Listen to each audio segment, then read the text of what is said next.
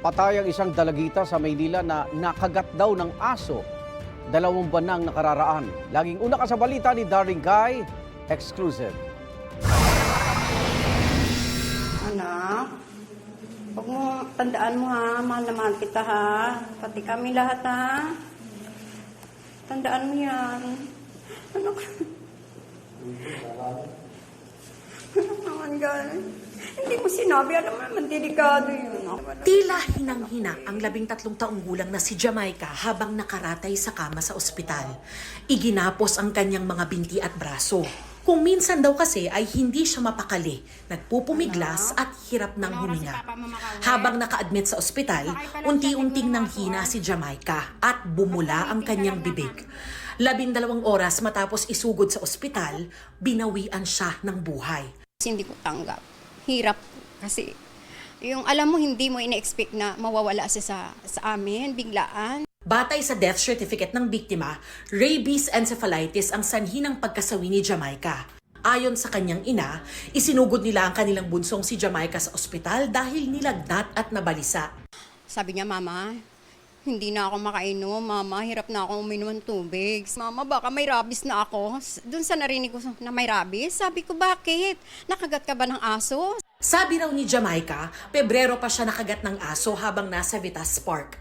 Nakita na raw nila noon ang sugat ni Jamaica sa paa, pero sabi niya, tumama lang daw siya sa alambre. Sabi ko, bakit ka lang nagsabi? Ngayon lang, nak. Sabi niya, sorry mama, sorry ma. Sabi niya ganun.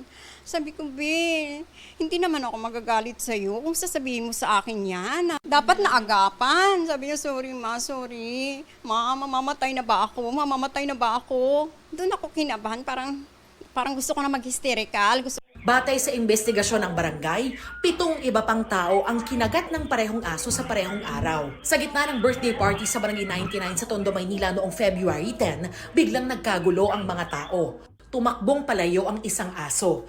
Kinagat niya na pala sa binti ang 24 na taong gulang na si Imari, pati kanyang tiyahin. Nang pagkatake niya sa akin, sinisipa ko na siya. Then pagkasipa ko sa kanya, talagang sinusugod niya talaga ako. Agad niyang ipinagamot ang sugat. Nahuli agad ng mga kawani ng Barangay 99 ang aso at itinurn over kalaunan sa Vitas Veterinary Inspection Board. Talagang matapang, ma'am. Talagang gusto niya talagang kumain ng tao. Kumuha kami ng pangkulong ng manok, yung scratch pin, pare. Sinuklob namin siya doon. Para hindi siya makakuha. Kumuha rin kami dito ng panghuli ng aso. Matapos ang 8 araw, pumanaw ang aso. Ayon sa isang doktor, posibleng abuti ng ilang araw, linggo o buwan bago lumabas ang sintomas ng taong na-infect ng rabies. Kaya kung makagat, madilaan, ma-scratch ng hayop, linisin agad at sumugod na sa pinakamalapit na health center o ospital.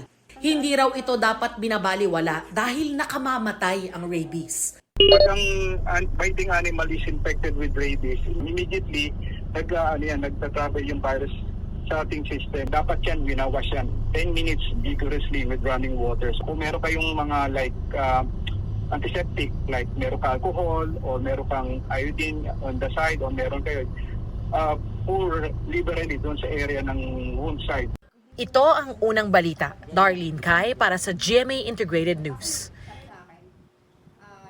Igan, mauna ka sa mga balita. Mag-subscribe sa GMA Integrated News sa YouTube.